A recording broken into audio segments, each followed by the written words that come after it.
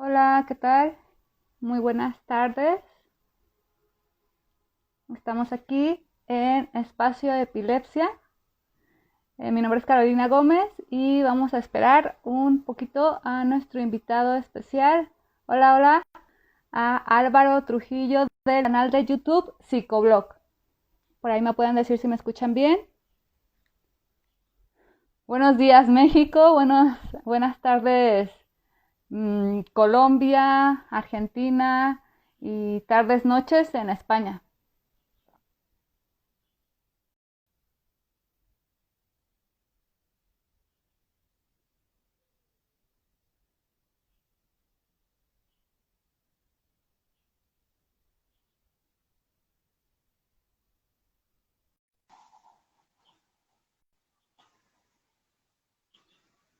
Ok, entonces esperamos un momento a que se una nuestro invitado de honor,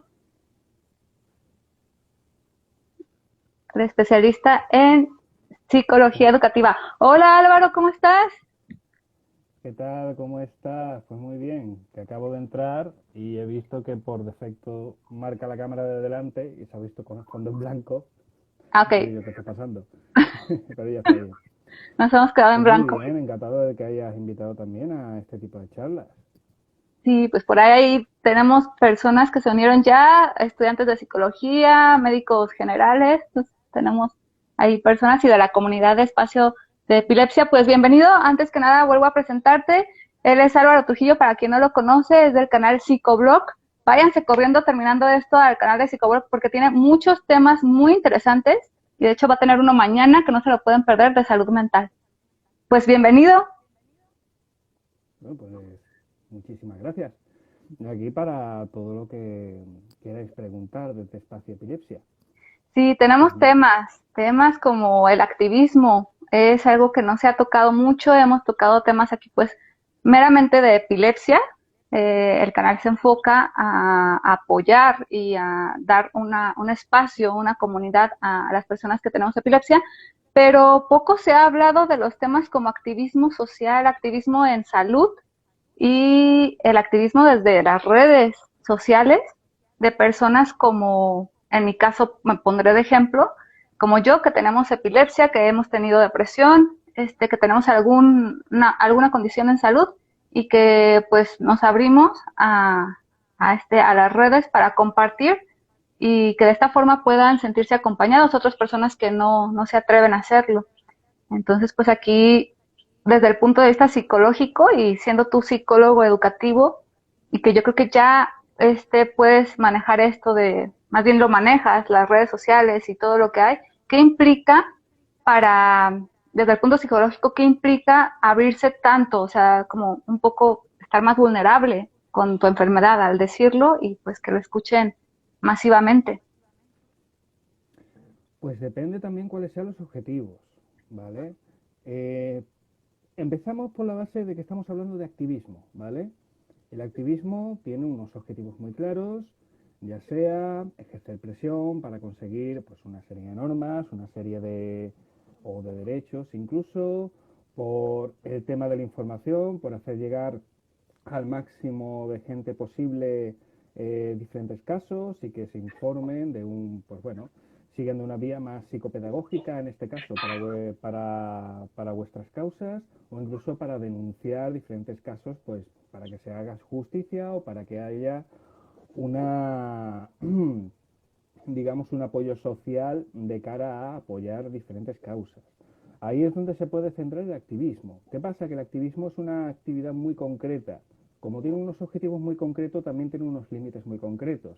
Por lo cual, dentro de ese marco, cuando alguien se expone, sobre todo alguien que está en una situación tan vulnerable como puede ser una persona que, pues bueno, que es neurodivergente o que está pasando a lo mejor por un mal momento, tiene algún tipo de problema psicológico muy concreto o que está viviendo un trastorno psicológico en su día a día, eh, es bastante delicado.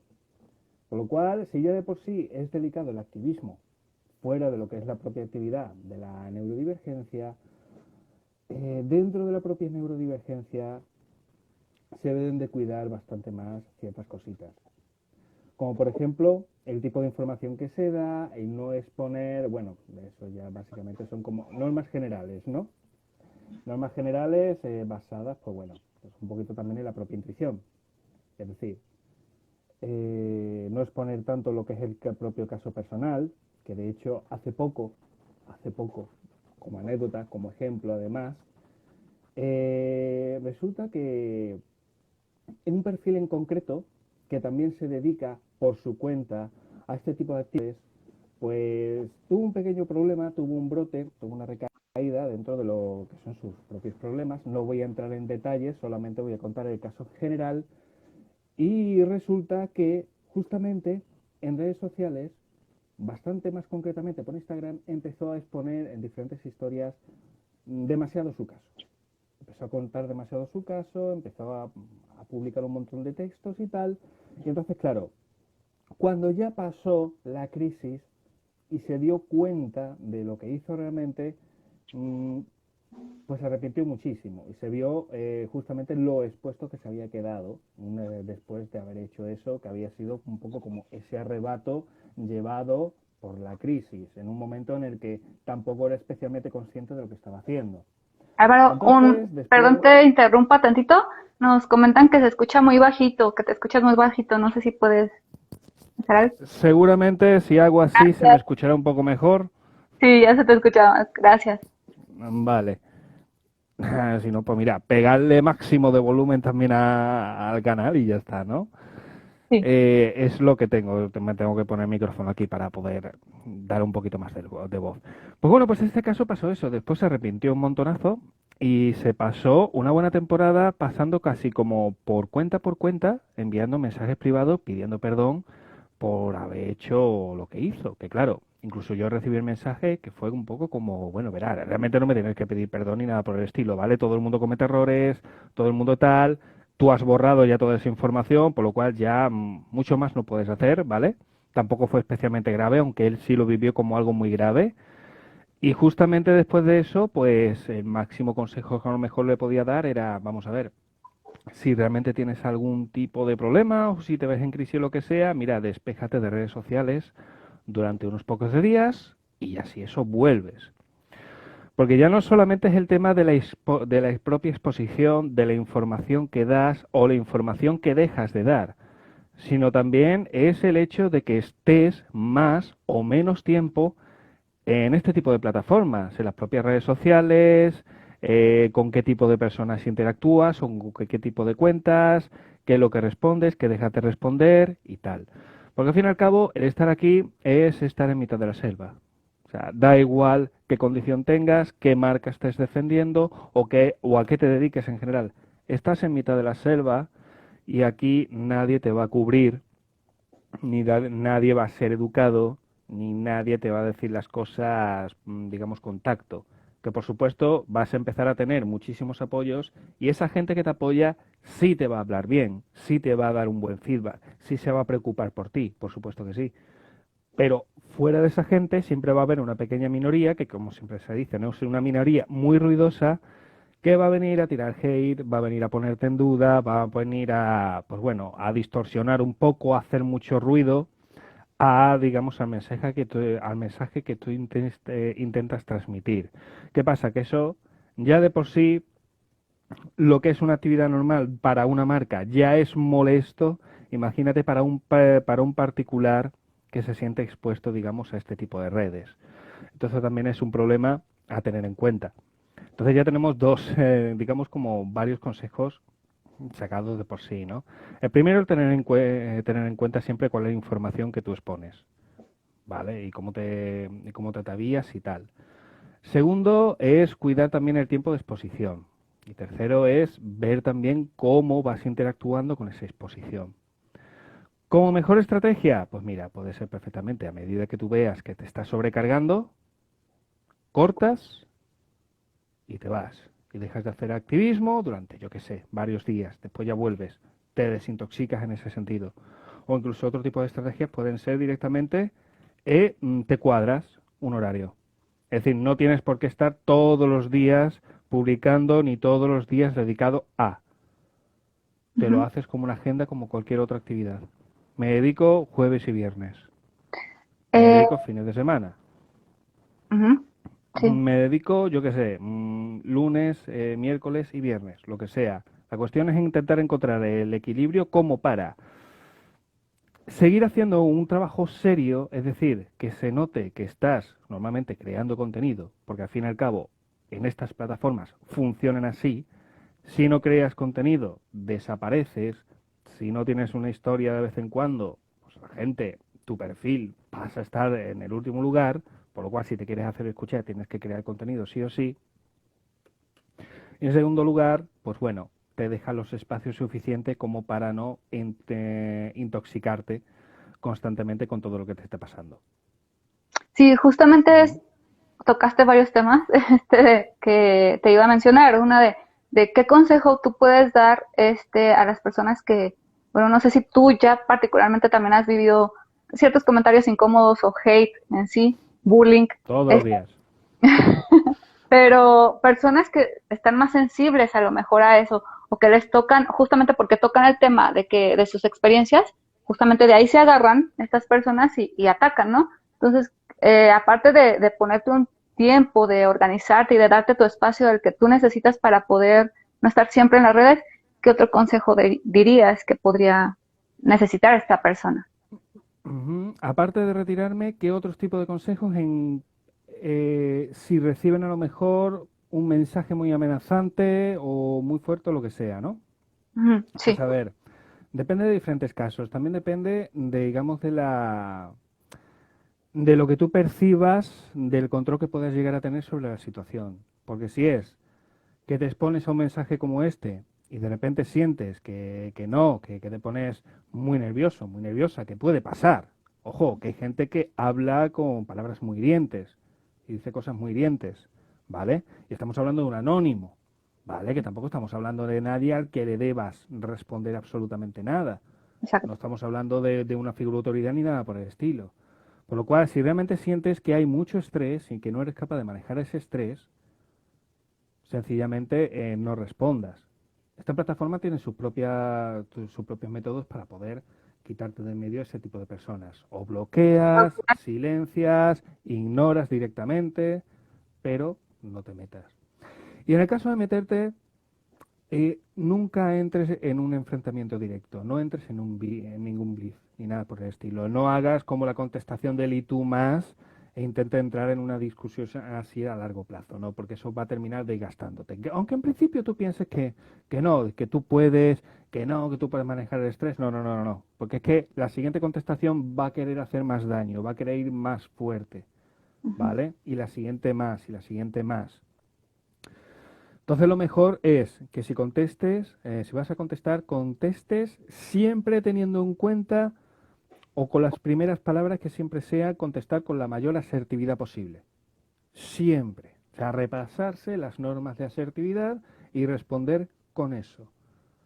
ok. Porque de hecho, mucha gente que suele contestar mal suelen hacerlo para intentar picar al interlocutor. Intentar, pues eso, clavarte, ¿para qué? Para que tú le contestes y la otra persona contesta y al final lo que está consiguiendo es, le estás dando justamente el alimento que la otra persona quiere.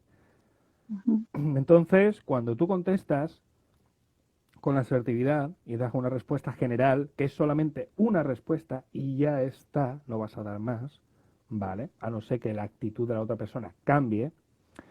Cuando respondes de forma asertiva, tú ya has cumplido, has mostrado además cuál es tu posición en la conversación, has mostrado que además tu interés siempre es dar la información que quieres dar, perdón, ¿vale? Y no te rebajas ni creas situaciones de tensión que además te pueden llegar a perjudicar no solamente a ti personalmente, sino también a lo que es tu propio proyecto personal de activismo o el proyecto grupal que a lo mejor estéis llevando, ¿no? ujú, Un ejemplo, yo que sé, yo soy un usuario random que le escribe por privado al propio espacio epilepsia. Y os digo a todos, pues bueno, no sé cuántos a lo mejor estáis asociados ni nada, pero a lo mejor digo, en realidad sois todos unos falsantes, en realidad ninguno de vosotros cree que tenéis epilepsia, lo que pasa es que os queréis aprovechar de los pobrecitos que sí la padecen, al final lo único que queréis es dinero, que fíjate tú, a lo mejor ni tenéis, da igual, normalmente suele ser, este tipo de contestaciones suelen ser además muy habituales. Pues entonces, claro, ¿cómo contestas tú a eso?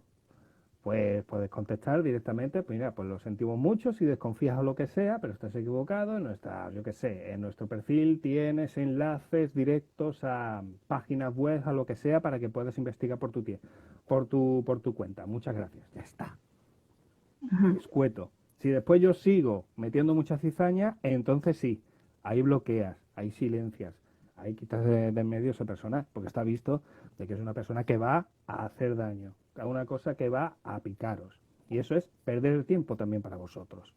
Sí, es como dejar claro lo que te suma y lo que no, ¿no? Al final de cuentas, o sea, si eso no te está Exactamente. ayudando, déjalo, o sea, ni te metas en lo que te dijo, o Sí. sea, ya suéltalo. Además, volvemos a lo mismo, que son gente que van a eso mismo, a hacer mucho daño, os van a desgastar mucho, ¿vale? Y eso quema Y ya vuestra hemos pasado energía. por eso, aparte, o sea, porque desde Y el a nivel experiencial, seguramente, ya de por sí puede ser muy desagradable que alguien haya tenido que enfrentarse a eso en persona, como para encima tenerlo que hacer en redes.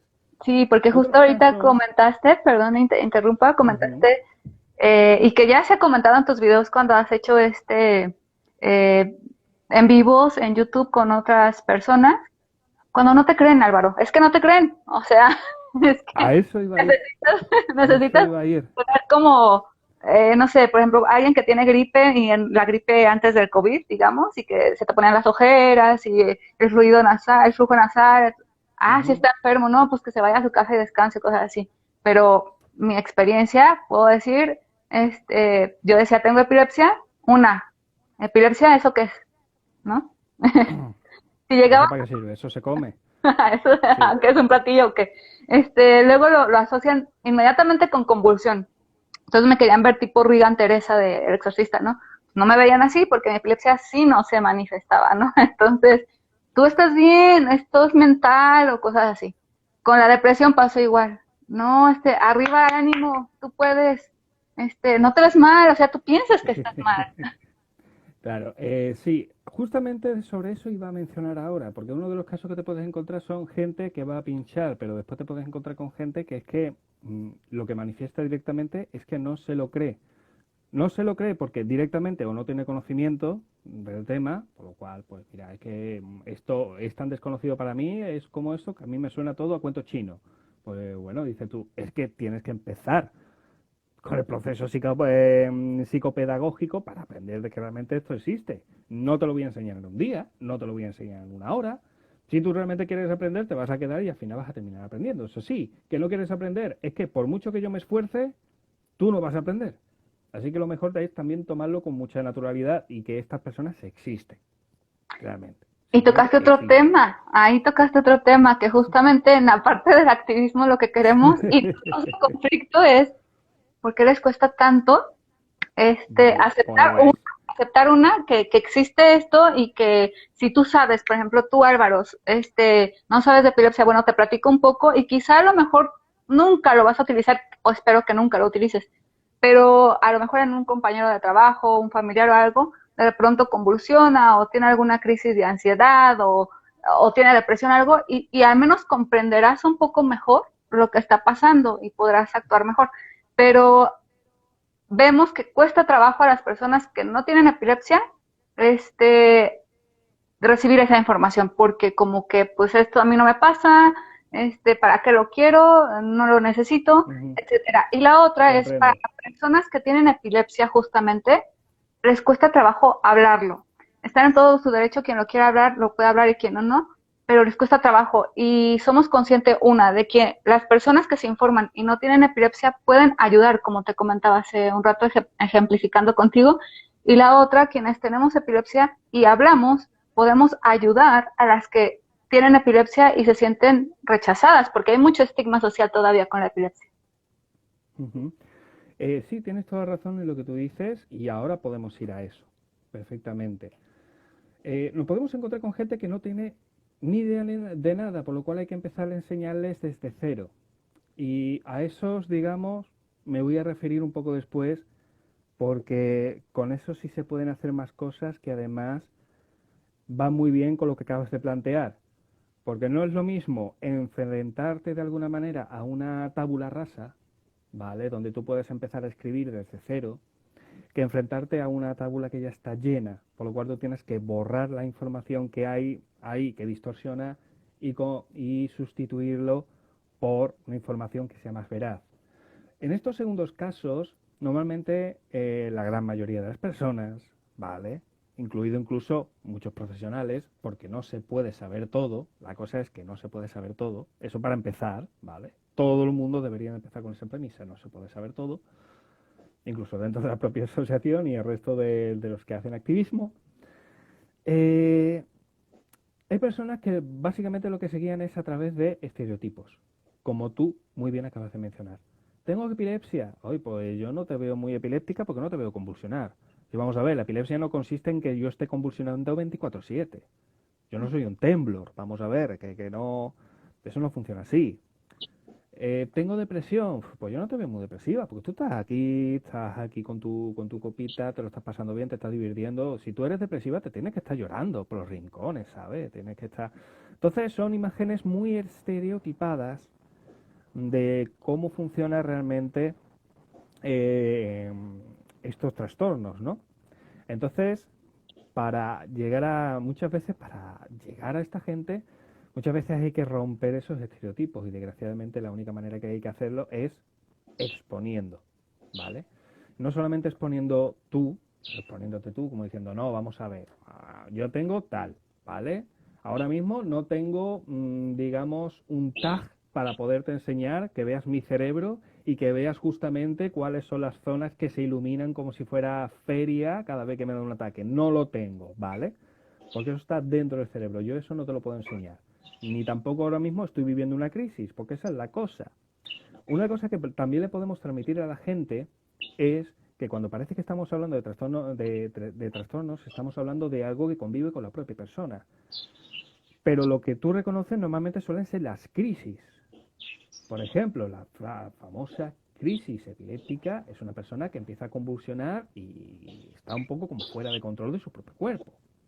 Una persona que entra en crisis ansiosa, con una crisis de ansiedad, es una persona que empieza a manifestar una serie de síntomas que de hecho es mucho más común. La gran mayoría de la gente sí ha sufrido una crisis de ansiedad a lo largo de su vida y mucho más, digamos, más exagerado puede ser una crisis de pánico.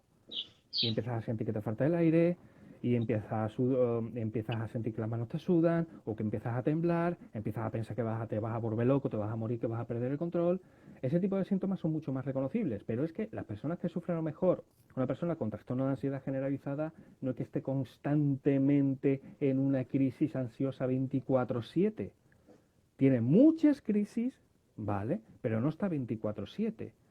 Lo que tú normalmente reconoces es la crisis, no reconoces a la persona justamente antes y después de la crisis.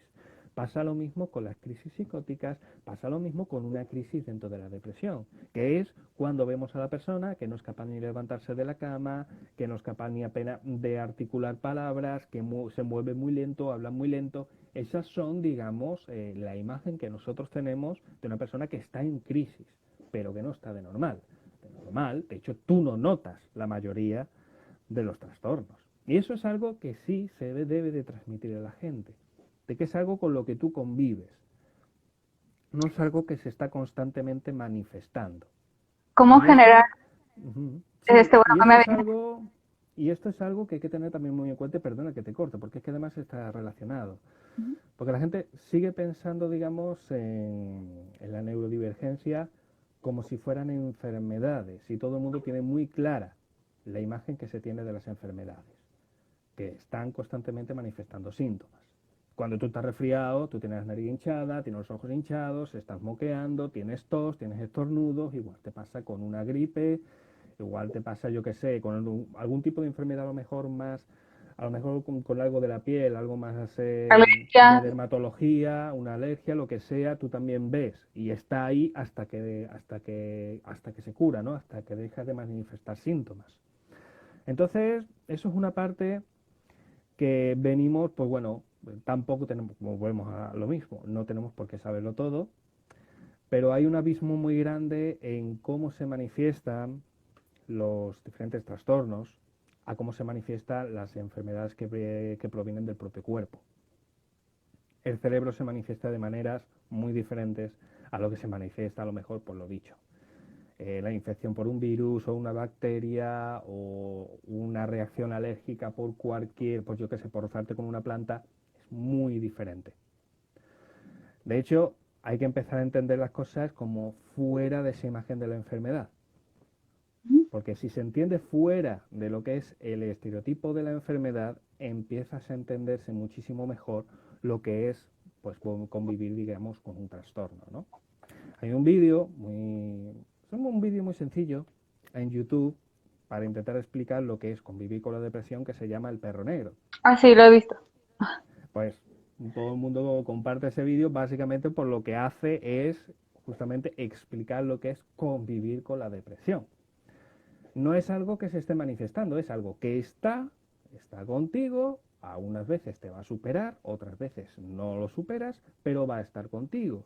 Y llega un momento que el objetivo, digamos, de estas personas es convivir con ello al punto de que solamente va a potenciar aquellos elementos que son positivos, porque al fin y al cabo dentro de la neurodivergencia es eso, es como fuera de lo que es la normalidad estadística de cómo funciona un cerebro, que tiene sus ventajas y tiene también sus inconvenientes. Por ejemplo, un amigo mío que tiene trastorno bipolar, él hablaba, digamos, de las dos grandes caras que tiene la bipolaridad, y no se refería a lo maníaco y depresivo, sino que se refería, por una parte, efectivamente, trae consigo muchísimas limitaciones, pero por otra parte puede traer muchísimo potencial creativo. Y él está trabajando para seguir aprovechando ese potencial creativo e intentar paliar lo máximo posible por los momentos de más debilidad, por decirlo de alguna manera, ¿no? Entonces, ahí tenemos muchísimo material para empezar a transmitir, para empezar a deshacer, sobre todo muchísimos estereotipos relacionados sobre todo con los trastornos mentales. ¿Qué pasa? Que además eso no es un trabajo que se puede hacer justamente desde una sola asociación, eso es algo que incluso se hace en colaboración con otros profesionales, en colaboración con otras asociaciones, no hace falta que sean de epilepsia, se puede hacer pues haciendo piña con muchísimos más elementos activos. Que esto además ya carrileo directamente con qué otras técnicas se pueden aplicar pues para hacer llegar el mensaje de una manera más didáctica. Y en eso me puedo basar además en otras personas que también hacen activismo y que también lo hacen de muy buena manera, es decir, que son casi como manuales de cómo se debe hacer activismo en redes sobre, yo qué sé, algún tipo de trastorno o déficit o de estilo de vida diferente a lo que normalmente conocemos de la neuronormalidad. Y de hecho tú la conoces perfectamente. Yo puedo poner algunos ejemplos de Lone Soul System. Lone Soul, para explicar cómo funciona el trastorno de identidad disociativo, utiliza muchísimas metáforas.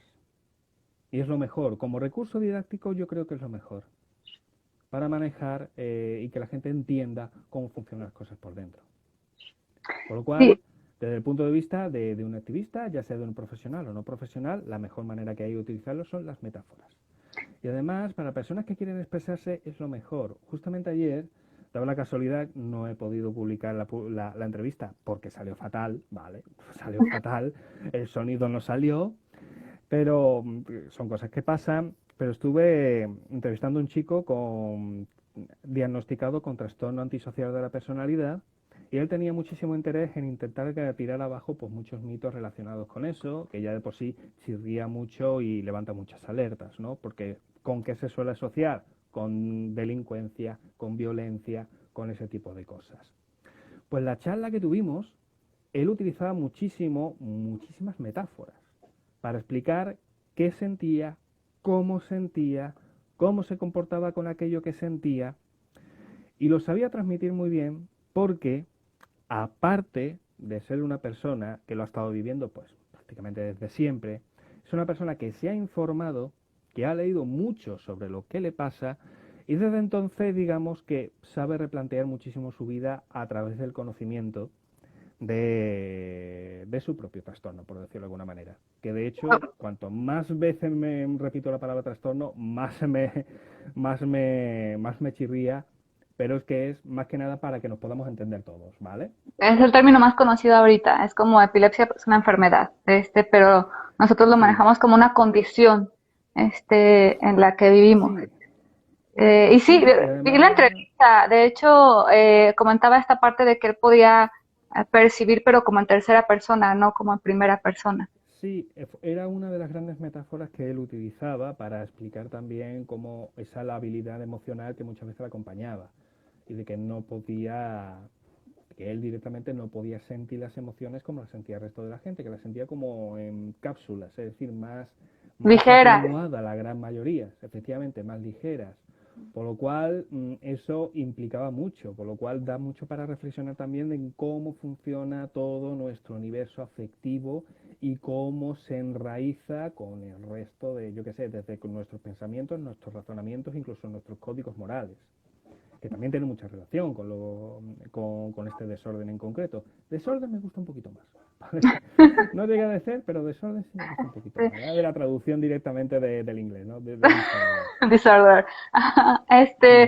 Ahorita que comentaste, sí, conocemos a Long Soul System, nos apoya mucho también aquí en Espacio Epilepsia y la queremos mucho. Pero también he visto que de repente el hate, ¿no? Llegan comentarios, la invalidan en cuestión de no te creo, estás mintiendo, cosas así. Yo me quedo pensando, ¿no? ¿Cómo se va a sentir ella, ¿no? Al ver esto. Claro, en el aspecto de que espero yo que no se enfrasque o que no le toque tanto para que la decaiga, no sé si me explico, porque es que ellos dicen una sarta de tonterías que no se puede, ¿no? Pero ella les contesta algunas veces como para justamente exponer esta parte de Uh que -huh. existen estas personas y que no lo están diciendo a veces ni coherentemente, es que no tienen coherencia, o sea, está absurdo Sí, por eh, eso es que muchas veces es un salta de estereotipos uno detrás de otros, ¿vale? Ella, justamente, ya que lo mencionas, no solamente les contesta, ¿vale? Y además es un recurso que podréis utilizar también, porque al fin y al cabo, muchas veces son comentarios que se hacen en público, a través de comentarios de post de Instagram y todo eso está público. Tú puedes utilizarlo después como tú quieras. Otra cosa son los mensajes privados. Eh, Ella los utiliza como casos para enseñar también. Coge esos comentarios aparte y hace pues un vídeo, hace un reel, hace un TikTok o hace una serie de historias para explicar justamente cuáles son los puntos en los que está mal. ¿Ok? debate también el No, tema. no hace falta, sí, no hace falta crear como tal debate, porque al final ella solamente contesta y después utiliza el caso solamente como un caso expositivo. Sí, mira, este tipo de comentarios son comunes. ¿Cómo contestamos a esto? Pues contestamos de esta manera, de esta manera, de esta manera. Ujú. Y ya Sí, está. Y seguimos para adelante. ¿Qué pasa? La gente que se queda, que es lo que realmente se están aprendiendo, pues ya saben incluso en otras ocasiones cómo pueden contestar. Y está enseñando a su público. Está educando, sigue educando de alguna manera a su público. exactamente. Eh, Eso mismo se puede aplicar además en otros tantos casos de activismo, tanto para particulares como grupales, y sigue siendo muy útil por su parte. Y Eh, como dijimos justamente al principio, es otra manera también de defenderos, sí. ¿vale? De protegeros vosotros mismos también de cierta exposición que tenéis ante, pues bueno, ante este tipo de comentarios. Había otra pregunta que surge dentro de lo mismo, es eh, pues esta motivación o manera de motivar a quienes tenemos esta condición. Porque me queda claro que, por ejemplo, si quieres motivar a alguien que hable de depresión y está teniendo la depresión, no va a ser fácil. Es más, yo creo que no lo va a hacer, porque él está pasando por su proceso de depresión. Y cuando tienes depresión, pues es que es muy fuerte, Uh ¿no? -huh. Entonces no vas a querer hablar, ni siquiera vas a querer ver cosas. Estás Uh totalmente -huh. aislado, al menos en mi experiencia. Pero con la Sí. epilepsia, y también depende de cómo tu cuerpo descarga la epilepsia, Va a haber personas que quieran hablarlo y no, pero digamos las que pueden hablarlo, muchas veces también son padres de familia que quieren hacer algo porque sus hijos tienen epilepsia, están recibiendo bullying en la escuela y quieren como estar activos y pues que la gente vea, o más bien que la gente no los vea diferente, que la gente los vea Ujú. como son niños que van a la escuela y que sí tienen epilepsia, pero no significa que son diferentes a los demás. ¿Cómo podemos? Aquí la motivación pues es el hijo, ¿no? No quieren que discriminen al hijo. Ya una persona adulta que tiene epilepsia, ¿cómo poder motivarla de alguna forma a que pueda participar? Ya si no es hablar, a lo mejor participar de otra forma en actividades. Pues mira, muy sencillo. Lo has explicado además muy bien. Una persona con depresión que ni siquiera quiere hablar de depresión porque ya demasiado tiene con la depresión del día a día. He bajado porque voy a beber. No te preocupes. Y además, cuando se pone a buscar información sobre depresión, siempre le vienen las mismas cosas. ¿Vale? Ese es el punto de partida para vosotros, para que sepáis cuáles son los recursos con los que podéis trabajar. Porque como acabamos de decir, cuando buscamos información sobre depresión, siempre vemos las mismas entradas clínicas de los diferentes gabinetes de psicólogos y tal, que dan información general sobre cómo se manifiesta la depresión. Y siempre es lo mismo, que si los síntomas, que si el tratamiento, que si los tipos de depresión que hay. Eso a una persona que tiene depresión y que quiere aprender, dices tú, llega un momento que aburre. Y en los peores momentos aburre más todavía y harta y no quieres estar constantemente en contacto con eso que te recuerda de que realmente tienes un trastorno y de que estoy depresivo y que ahora tengo que vivir esto y lo otro. O sea, no tengo yo ganas de eso. Entonces, ¿cómo hacemos llegar, dice, cómo espabilamos a la gente para invitarles a que se expresen, a que cuenten sus experiencias o que se unan incluso a nuestros propios proyectos? Pues ofrece información alternativa que no sea exclusivamente información clínica y profesional. En ese caso podemos hacer, yo qué sé, queda muy bien, por ejemplo, las entrevistas a personas que cuenten sus propias experiencias más allá de la propia sintomatología. Lo que es vivir con sus familias, lo que es vivir con sus amigos, lo que es estar en su entorno de trabajo, en su entorno de estudio, ¿vale? Y que cuenten esas experiencias. Porque tiene un poder diferente a lo que es la información puramente formal y académica y clínica, a lo que son las experiencias personales. La gente se siente muchísimo más identificada. Porque además tendemos a sentirnos identificados con las personas que vemos que son como nosotros. No tiene el mismo peso. A ver, si invitas a un profesional, a una psiquiatra, a una psicóloga, a un psicólogo, a que hable de epilepsia y te empiece a nombrar cómo viene registrados en el CIE-10, cómo viene el DSM, cómo se dan las respuestas neurológicas dentro del cerebro de tal, muy bien. Eso a nivel clínico para una clase de personas que se están formando viene estupendamente.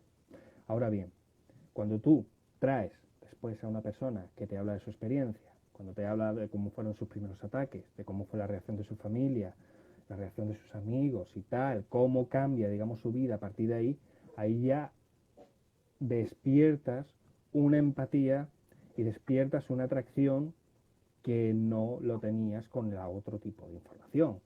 No deja de ser útil la primera información, pero es que la otra también es necesaria, sobre todo para aquellas personas que tienen que convivir con ello.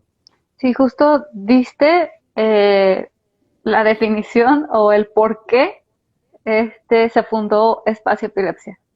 Fue para poder Es que justamente es juntar lo personas que se con epilepsia. busca, es uno de los objetivos.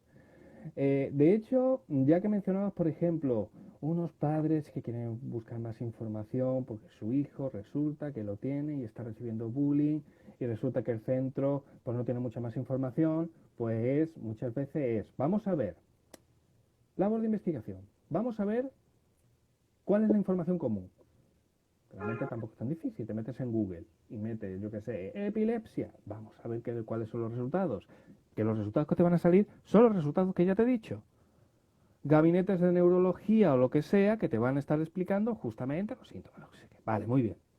Pero ahora Estudios. decir, sí, ahora bien, dice, yo quiero ir a esta escuela y yo quiero que los padres de esta escuela, ¿qué les tengo que decir yo a los padres, mejor dicho, para que sepan esto?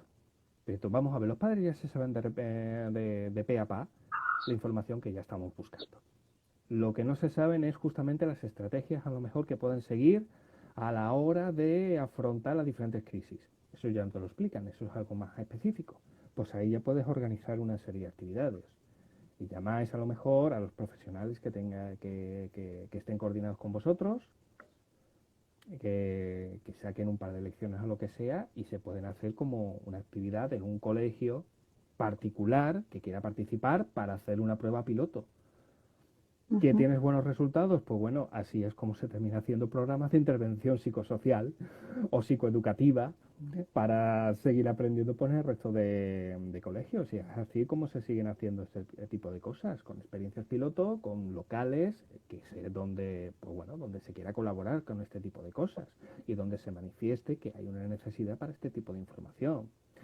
Un error, y esto sí lo quiero señalar, y volviendo otra vez a las historias experienciales, hay un error, y ya lo he escuchado bastantes veces en YouTube, además, de personas que quieren hablar de, pues de su vida siendo neurodivergente, viviendo, yo qué sé, desde Asperger, viviendo el TDA. TOC, viviendo TDA, lo que sea.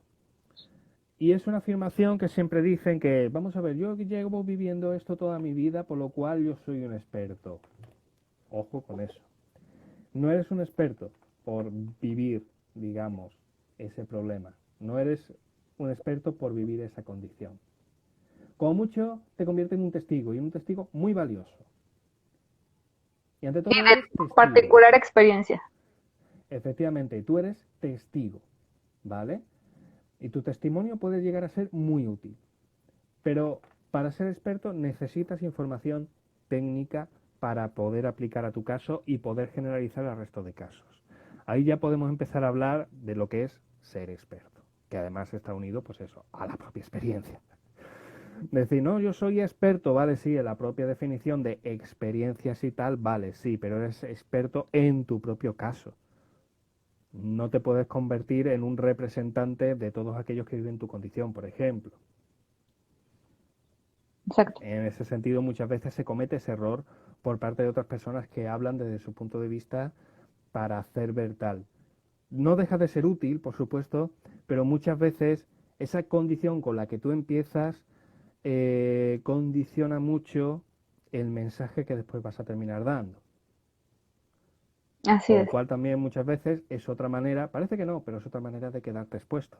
Porque cuando tú te presentas como experto, y la información que das es exclusivamente tuya y no puede ser generalizable o aplicable a otras personas, también te puedes abrir a, pues a los casos en que la gente pues directamente te reproche. Sí, Entonces ahí pierde peso tu mensaje. sí, ha Entonces, habido ocasiones que no se quieren, te preguntan porque tienes, también pasa, tienes epilepsia, lo expones y te dan el caso de ellos o de sus hijos, pero es que no es el mismo. Entonces ahí tú pues le puedes sí, hay compartir tu puntos. experiencia y decirle, Ujú. canalizarlo con alguien más, a lo mejor. Sí, pero siempre hay puntos en común. Sí, Es decir, vamos a ver, la condición es la condición, es decir, tiene unas características comunes.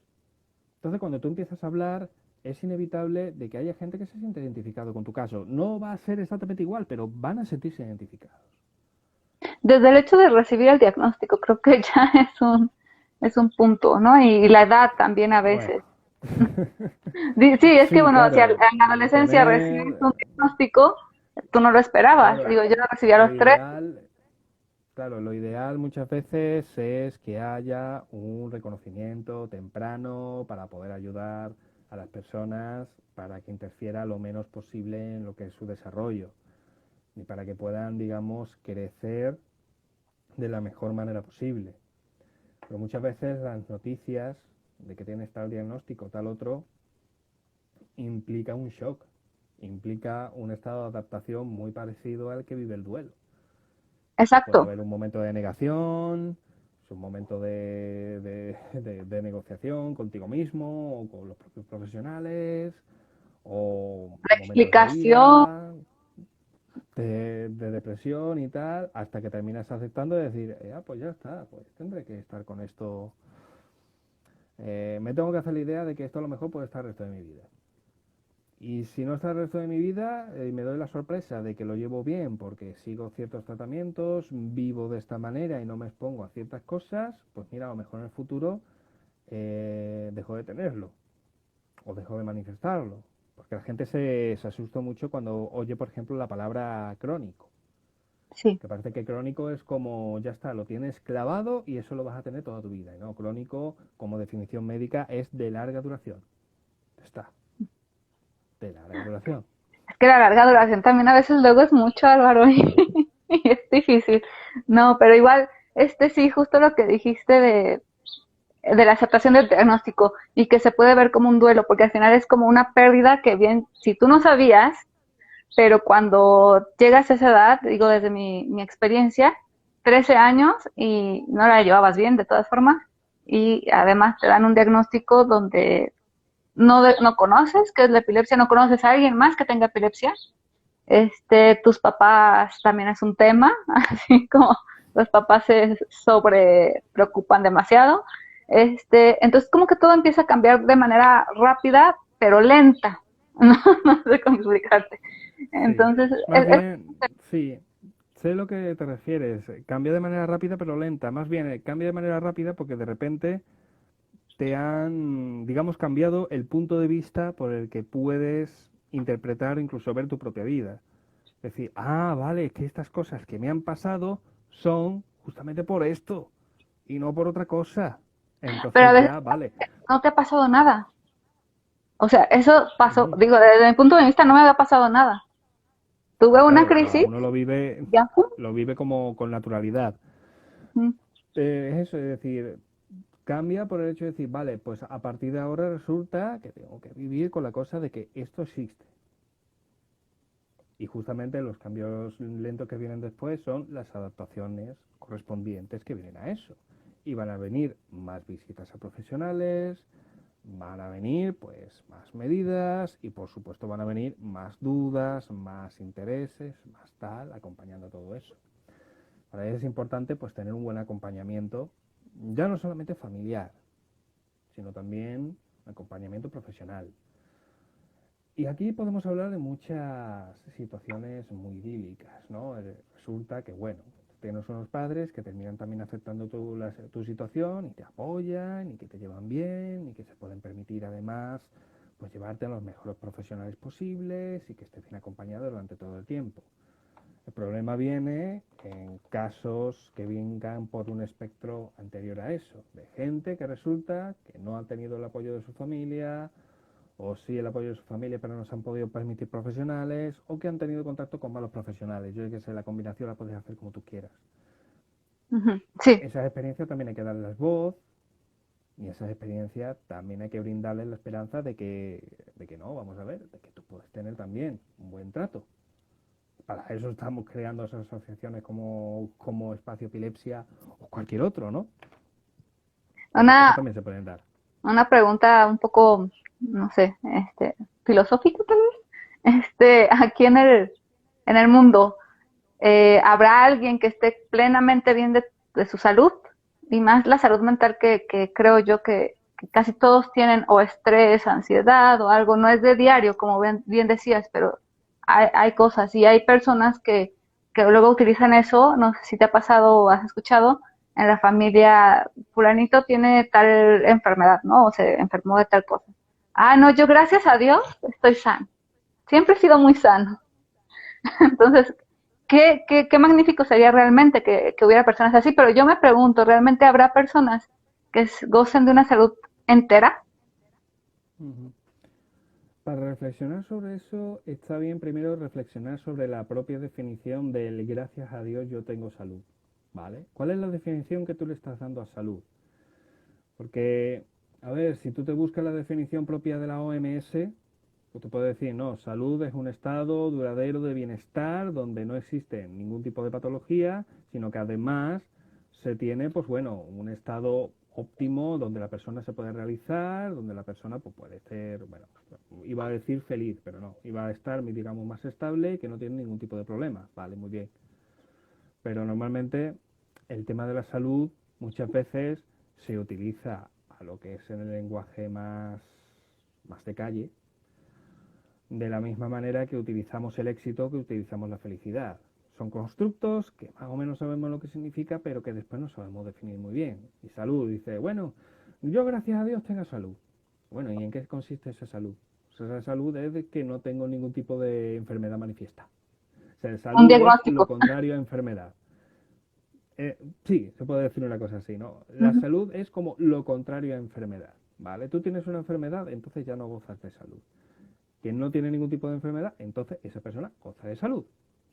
Sin embargo, si estamos hablando de una persona que no tiene nada, absolutamente nada diagnosticado, sin embargo es una persona cuyos hábitos alimenticios son horribles, que yo que sé, que abusa de otra sustancia como puede ser el alcohol u otras drogas, que ni siquiera cuida lo que es su propia, digamos, lo que es el bienestar físico, es decir, no se ejercita, no hace ningún tipo de deporte, trasnocha una barbaridad y descuida lo que es su propio físico a esos niveles, se puede decir que esa persona goza de salud.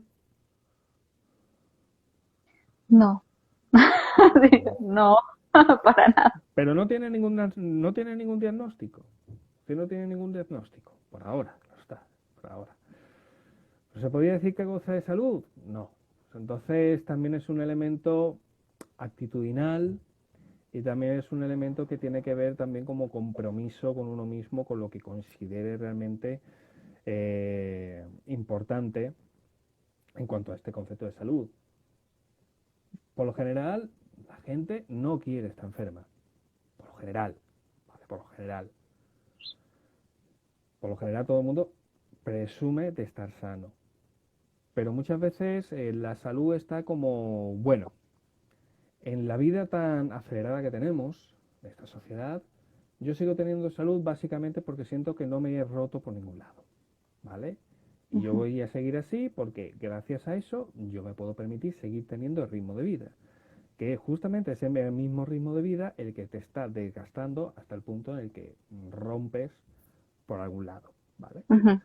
Para explicar el cómo surgen los trastornos mentales, Jordan Peterson hablaba en una de sus clases, esto siendo él profesor clínico, ¿vale? Que todo el mundo, hay gente que puede amar a Jordan Peterson por sus postulados políticos y filosóficos, otros le pueden odiar mucho, pero no, esto ya es fuera del Jordan Peterson intelectual y más Jordan Peterson profesor de psicología. Y él hablaba de que un trastorno no es tanto como que se tenga que cumplir una serie de requisitos como una receta para que surjan, sino que son un cúmulo de cosas donde finalmente pues terminan reventando por algún lado. Y él lo comparaba con un globo. O sea, tú llenas un globo y llega un momento que ese globo explota justamente por el punto más débil de todo el embalaje de goma del globo. Pues con las personas pasa exactamente lo mismo. Las personas pueden recibir muchísimo estrés, muchísima presión y al final terminarán explotando por su parte más débil. Uno puede ser por la parte afectiva, por lo cual terminan teniendo algún tipo de trastorno de tipo afectivo, como una depresión. Otros pueden ser por la parte puramente ansiosa, por su respuesta, digamos, de alerta, por lo cual termina teniendo problemas de ansiedad. Otros puede que tengan a lo mejor un sistema nervioso con algún tipo de debilidad por algún tipo de conexiones o lo que sea, por lo cual, o también incluso heredado a nivel genético, que les termina generando a lo mejor una epilepsia, en un momento dado, o lo que sea. Con esto lo podemos extrapolar a todo, Ujú. ¿vale? Por lo cual, muchas veces, lo que es el tema de la salud, desgraciadamente, está tratado a nivel social como es muy importante la salud, compra productos para cuidar la salud. Esa es, digamos, normalmente el mensaje que se suele tener, ¿no? Hasta que le preguntas a un médico, muchas veces el médico es, vamos a ver, para mantener la salud, pues mira, es básicamente la misma triada que te pueden enseñar en un gimnasio. Ejercicio, buena dieta y descanso. Ya está. O sea, son como es la receta mágica para realmente mantener la salud, ¿no? Pero muchas veces no solemos recibir ese mensaje. Recibimos salud es todo lo contrario a enfermedad. En el momento que ya contraes una enfermedad, ya has perdido la salud, ya tienes que recuperarla, seguramente curándote. Y que muchas veces el estado de vida no importa tanto siempre y cuando no tengas una etiqueta llamada diagnóstico. Así que, en cierto modo, esa es la percepción que muchas veces se tiene sobre la salud. Bueno, pues ya nos va a cortar un poco Instagram. No quiero que nos corte y que nos quedemos así. Quiero agradecerte muchísimo, Álvaro, por haber aceptado participar en esto, en este espacio de epilepsia. Recordando también que vayan a tu canal, es que de verdad vayan a su canal, porque su canal de YouTube está muy interesante, es muy enriquecedor. La verdad, él suma, él aporta con cada video que hace y cada vivo que hace. Está como psicoblog. De todas formas, si nos mandan un mensaje y ya les ponemos el link para que vayan directamente. Y mañana va a tener un video justamente de salud mental. Por otra parte, también quiero invitarlos, yo, Carolina, voluntaria de Espacio Epilepsia, al EpiFest que se va a realizar en el mes de marzo, para que aprendamos más, tanto de testimonios de personas con epilepsia como de profesionales en epilepsia, ¿no? Neurólogos, psicólogos, etcétera. Entonces, los esperamos, no se pierdan nuestro espacio, es también el tuyo. Y pues muchas gracias, Álvaro, por todo. Realmente, muchas gracias. Gracias a ti, Carolina, por haberme invitado. Y bueno, ya lo sabemos todos, ¿no? En marzo nos vamos todos al Epicea. ¿Cómo era? Al EpiFest. Epifest, ¿no? Nos vamos todos al Epifest. Pero De mientras, en fiesta. el canal y aquí en Instagram también con epilepsia. Ok. Pues nada, un saludo a todos los que habéis estado hasta el final. Por supuesto también, un beso para ti, Carolina, y para el resto también de la Asociación de Espacio Epilepsia. Que os vaya muy bien con esta ronda de entrevistas. Gracias.